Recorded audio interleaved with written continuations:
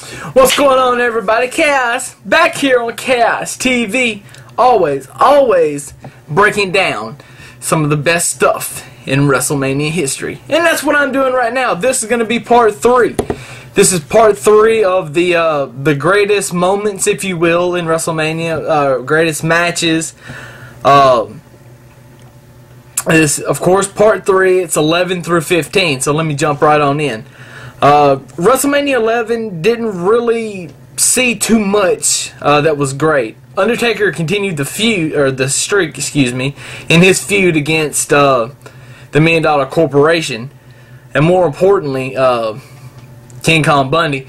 And this match was funny because Kama Mustafa, who later became known as the Godfather, and then the Good Father, and then the Godfather again, actually stole the urn and melted it down. So this was kind of like the last time you ever saw the urn, like the original urn. So that's something. Bret Hart versus Bob Backlund, I Quit match. Bret beating Bob with the crossface chicken wing. Bob looking up and seeing the lights and just could not stop looking at the lights. And just, I've seen the light, and it was awesome. Love Bob Backlund. He was great. HBK versus Diesel. I swear, the WWE title. And this match, I really think should have went on last. That there's no way ever that Lawrence Taylor and Bam Bam Bigelow should have went last. But anyway, I digress. I'll get to that in a second. This match was such a great match. And you know, Shawn and Kevin didn't have a lot of matches. I mean, didn't have a lot of matches. They had some matches on, you know, here and there, but they stepped up their game so much. I mean, this is the beginning of Shawn Michaels. Well, actually, he was coming off hot because of the Intercontinental title ladder match the year before, but he was starting, and this was just helping him build the reputation as Mr. WrestleMania. Very, very cool. And then by the time WrestleMania 12 was over, he was Mr. WrestleMania. There was no doubt about it. I mean, just come on. It was so spectacular. Now, Lawrence Taylor, look, I'm going to give Lawrence Taylor the benefit of the doubt. He had a great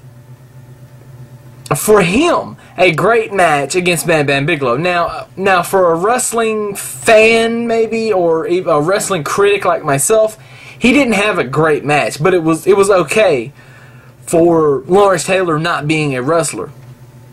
It was okay. Lawrence Taylor is an athletic guy. He always was. That's what made him one of the best football players, you know, of his time. Maybe not of all time, but of his time.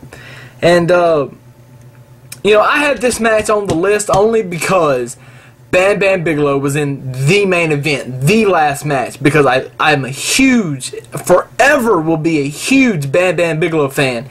And you know, rest in peace, and I'm sorry that I wish he was still here with us. But, you know what? It was just the wrong circumstances for Bam Bam to have been in a WrestleMania main event, but he was a real pro about it. After watching the true story of WrestleMania, learned a little bit about it. Dude was a pro. WrestleMania 12, it was Steve Austin's debut match as the Ringmaster. Managed by Ted DiBiase, the $1 Million Man. He even had the $1 Million belt, I believe, at the time. He beat Savio Vega, just for those of you keeping score at home. The Ultimate Warrior makes his unbelievable return and squashes Triple H in a minute. Well, a little bit over a minute. And then the Iron Man match. The Iron Man match, you know, there were only 6 matches on this WrestleMania because they had to fill in right up, you know, they snugged it so close. The Iron Man match just was awesome.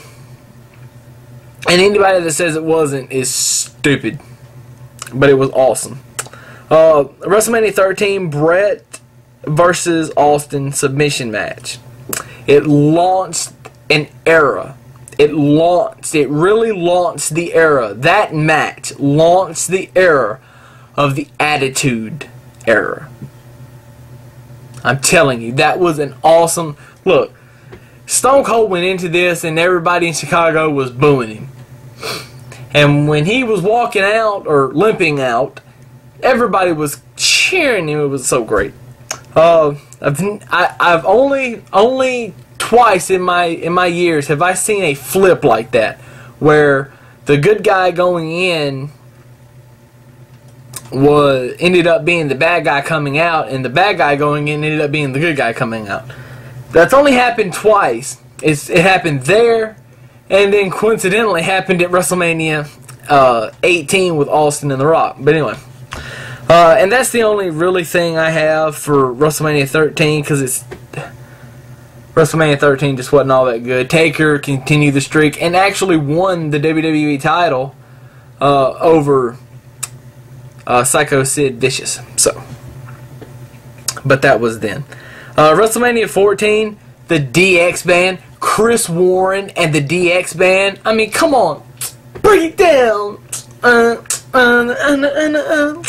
So great. And then he sung the national anthem, which, oh my God, it was funny and it was great to see.